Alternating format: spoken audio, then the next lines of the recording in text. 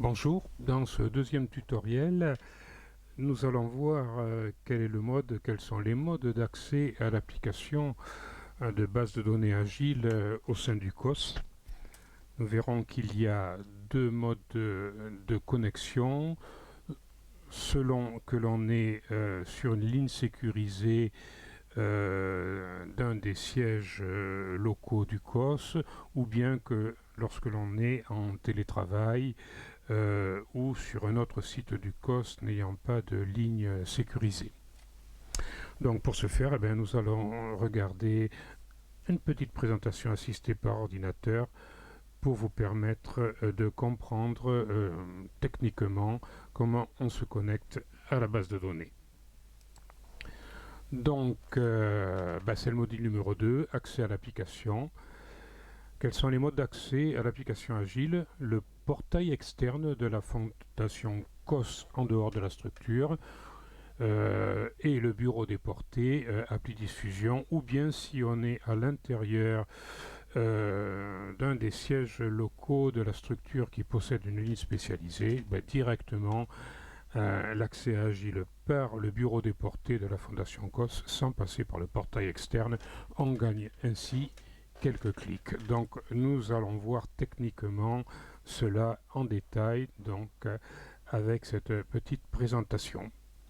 Tout d'abord, il faut savoir donc que le logiciel de base de données Agile n'est pas installé sur votre ordinateur. Votre ordinateur ne vous sert qu'à vous connecter en fait au serveur parisien du siège social parisien du COS sur lequel est installé ce qu'on appelle le bureau virtuel sur lequel sont installées toutes les applications que vous pouvez utiliser, donc pour ce qui nous concerne la base de données Agile. Voilà, donc retenez bien que la base de données Agile n'est pas installée sur votre ordinateur, mais que votre ordinateur ne sert qu'à vous connecter sur les serveurs parisiens du COS. Donc effectivement, la condition minimale, c'est qu'il y ait une connexion Internet au débit qui fonctionne à l'endroit où vous travaillez. Donc quels sont les prérequis? Alors ce premier prérequis ne vous concerne pas directement, ça concerne le SIAM, le service informatique du siège du COS à Paris. Sachez seulement que Agile s'exécute à l'intérieur du navigateur Internet Firefox de la société Mozilla. Mais c'est pas trop votre problème, puisque quand Agile démarre, vous le voyez démarrer dans Firefox, point final. Donc ce qu'il faut, c'est un accès Internet stable, ça cela vous concerne. Donc avec au minimum 2 mégas de bande passante, si possible une liaison en fibre optique. Le Wi-Fi est possible, mais il est déconseillé. Vous risquez des pertes de connexion. Mais effectivement, si vous êtes connecté en télétravail chez vous avec un ordinateur du COS, nous le verrons, et que vous n'avez pas d'autres personnes qui utilisent la bande passante de votre box Internet, le Wi-Fi fonctionnera. Mais si vous avez la possibilité de brancher un câble réseau que l'on appelle câble RJ45 derrière votre box Internet et à votre ordinateur, ce n'est que mieux pour la stabilité de la connexion. Donc, effectivement, si vous êtes à l'extérieur, si vous êtes par exemple chez vous en télétravail, il va falloir exécuter le bureau déporté Appli10 Fusion qui est installé sur votre ordinateur, ou plus exactement sur l'ordinateur que le COS vous a confié, puisque vous ne pouvez utiliser Agile qu'à partir d'un ordinateur du COS et pas de votre ordinateur personnel. Donc en télétravail, obligation de passer par le portail externe IPdiva Secure si vous vous connectez avec un PC portable du COS à l'extérieur de la structure. Sinon, dans la structure, vous cliquerez directement sur le bureau déporté Appli10 Fusion. Ces deux icônes doivent être présentes sur le bureau de votre ordinateur. Donc le portail externe, IPdiva Secure, et le bureau déporté Appli10 Fusion. Alors l'accès hors de la structure par le portail externe de la Fondation COS, si votre ordinateur est préconfiguré avec IPdiva Secure. Donc vous devez double-cliquer sur le raccourci portail externe qui est présent sur votre bureau. Donc il ressemble à ceci. D'accord ? Dans la fenêtre qui s'ouvre, vous rentrez votre identifiant et votre mot de passe de boîte aux lettres COS. Ok. IPdiva Secure vous ouvre une autre petite case pour y rentrer un mot de passe à usage unique. Ce mot de passe à usage unique vient de vous être envoyé dans votre messagerie COS. Donc il faut que vous ouvriez votre messagerie COS et que vous copiez-collez le mot de passe qui est à l'intérieur du mail qui vient de vous être envoyé par le support@Fondation COS, qui est le service informatique SIAM du COS. Donc vous copiez-collez ce mot de passe à usage unique dans cette case, puis vous validez. À partir de là, la fenêtre d'appli diffusion va s'ouvrir. Si vous êtes sur votre lieu de travail avec une ligne sécurisée, vous oubliez tout ce que l'on vient de voir et vous double-cliquez directement sur la fenêtre appli diffusion, sur la fenêtre du bureau déporté qui est présente sur votre bureau. Donc vous tapez à nouveau, ou pour la première fois si vous êtes sur votre lieu de travail, votre identifiant et votre mot de passe de boîte aux lettres, et la fenêtre appli diffusion s'ouvre avec plusieurs icônes, donc pour ce qui nous concerne, 2 icônes agiles. Puis tout à fait en bas, l'icône du bureau virtuel. Il faut savoir que selon l'endroit où vous vous situez en France, sur un des services du pôle précarité, soit vous utilisez déjà le bureau virtuel et à ce moment-là, vous cliquez sur bureau virtuel. Et sur le bureau virtuel, qui n'est pas le bureau de votre ordinateur, mais qui est le bureau de nos serveurs à Paris, vous aurez toutes les applications Word, Excel, PowerPoint, Publisher, etc. et Agile que vous utiliserez en ligne. Dans ce cas-là, vous n'utilisez pas le pack Office qui est sur votre ordinateur.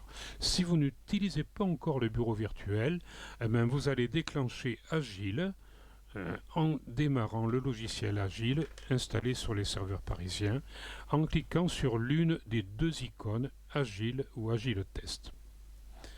C'est le moment de vous dire que il existe 2 bases de données Agile qui ne sont pas reliées entre elles. La vraie base de données Agile, Agile Prod, qui s'appelle Agile, la première icône ici, et sa copie, la base de données Agile Test, qui vous permet de vous exercer. Donc ne vous trompez pas, si vous voulez faire de l'apprentissage, faire tout ce que vous voulez, vous ne risquez rien, ne vous censurez pas, expérimentez tout ce que vous voulez en déclenchant la base de données Agile Test. Lorsque vous voulez saisir ou consulter des données réelles à jour, lorsque vous savez utiliser telle ou telle fonction du logiciel, vous déclenchez bien sûr la base de données Agile, qui est la vraie base de données Agile Prod. Ne vous inquiétez pas si, par le plus grand des hasards, vous plantez la base de données Agile Test lors de vos expériences, pas de souci, vous m'envoyez un mail et je demanderai au service informatique SIAM du COS de basculer la base de données Agile, la vraie base, sur la base test qui refonctionnera. Donc voilà, pas de souci, 2 bases de données, la vraie base pour saisir, consulter en réel, la base test pour vous exercer. Donc vous cliquez en formation sur la base Agile Test, en production sur la base de données Agile. Et vous attendez le chargement du logiciel. Cela peut prendre 15 secondes, 30 secondes, après lequel vous aurez au centre de votre écran une boîte de ce type qui vous permettra de rentrer votre identifiant de boîte aux lettres et votre mot de passe. La première fois que vous vous connecterez sur chacune des 2 bases de données, vous aurez un mot de passe générique qui vous sera transmis par boîte mail. le plus souvent du type J majuscule, P minuscule, 33% cos en majuscule. Il faudra rentrer ce mot de passe générique et donc vous personnaliserez votre mot de passe donc pour pouvoir rentrer après sur la base de données Agile. Donc vous saisissez votre identifiant utilisateur, votre mot de passe qui est spécifique à Agile et vous cliquez sur le bouton connexion. Voilà ce que je viens de vous dire. À votre première connexion, vous aurez un mot de passe générique. Je vous parlais de J majuscule, P minuscule, 33% COS, donc COS en majuscule, c'est ce que je mets le plus souvent maintenant. Et vous personnaliserez votre mot de passe. Une fois que vous avez validé, vous vous retrouverez avec l'écran d'accueil Agile qui ressemblera à ceci, avec les images de 7 grandes fonctions d'Agile. On va dire que c'est purement décoratif. Vous cliquez par exemple sur le dossier ménage et vous vous retrouverez sur l'écran principal d'Agile. Donc, dans un premier temps, comme on l'a vu sur le premier PowerPoint, on n'utilisera qu'un protocole minimal des fonctions de base d'Agile, hein, et c'est-à-dire les saisies administratives, l'activation de la prise en charge et du projet personnalisé, et la saisie des actions et des notes. Et voilà l'écran principal d'Agile tel que vous l'aurez avant de déclencher une multitude de fenêtres et de formulaires selon les fonctions que vous utilisez. C'est le fond d'écran principal d'Agile que je vais vous commenter pour terminer cette présentation. Tout à fait en haut, vous voyez les menus roulants comme dans tous les logiciels qui vous donnent l'exhaustivité des fonctions selon votre profil. Vous aurez plus ou moins de choses possibles selon le profil que vous avez, profil direction, profil travailleur social. Ensuite, ce qu'il faut tout de suite repérer, c'est les deux bandes verticales dénommées liens rapides qui sont liées entre elles. La bande verticale de gauche vous donne les fonctions principales d'Agile, comme on l'a vu d'ailleurs sur le premier tutoriel, et la bande verticale de droite vous donne ce que l'on peut faire avec la fonction qui est sélectionnée à gauche. Ici sur la photo d'écran, c'est personne qui est sélectionné, et bien avec personne, on peut utiliser tous ces boutons. On va continuer à expliquer un petit peu l'ergonomie d'Agile. Vous voyez que ces fonctions sont dans des cadres qui sont soit ouverts, comme le cadre dossier, le cadre prise en charge, soit fermé, comme le cadre planification, le cadre activité. Pareil du côté droit. Le cadre action est ouvert, le cadre statistique, édition est fermé. Tout ça pour vous dire que quand vous voyez de l'écriture bleu clair dans Agile, c'est qu'il y a un lien. Si vous cliquez sur le cadre activité, vous allez refermer les cadres prise en charge et les cadres dossier et vous verrez les boutons du cadre activité. Si vous recliquez sur dossier, le cadre se réouvrira. Partout où il y a du bleu clair, il y a des liens, comme ici, critère de recherche sophistiqué, qui est beaucoup plus complet que le critère de recherche qu'on utilise très souvent, les outils de recherche que l'on utilise très souvent ici. Autre endroit important à observer dans Agile, ce cadre ici qui vous indique en ce moment sur quoi pointe le logiciel Agile. Est-ce qu'il pointe sur rien, comme lorsque la photo d'écran a été prise, pas de personne sélectionnée, pas de ménage sélectionné? Est-ce qu'il pointe sur une personne? Est-ce qu'il pointe sur un ménage? Selon ce que vous faites, il faut qu'il pointe sur tel ou tel item. C'est pour ça que les choses ne sortiraient pas comme vous le voudriez, parce que vous n'avez pas choisi personne ou ménage auparavant. Donc toujours avoir un œil ici pour savoir qu'est-ce qui est sélectionné, ou rien, ou une personne, ou un ménage. Et ici s'afficheront les résultats de ce que vous recherchez. Voilà, et dans cette zone, vous pourrez indiquer un certain nombre de choses. Nous verrons ça plus tard en réel dans le logiciel.